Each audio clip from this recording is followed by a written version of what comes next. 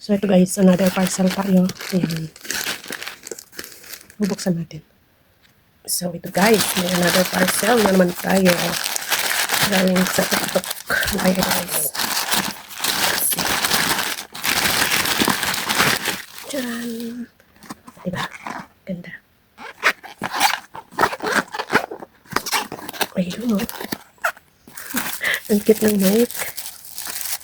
Oh my god, it's so cute. Ayan talaga.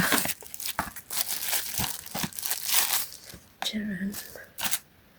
May charger. Ayan ang speaker niya guys. Oh, cute naman ito. Ayan guys, ang laman ng aking parcel. Napaka cute nila. Diba?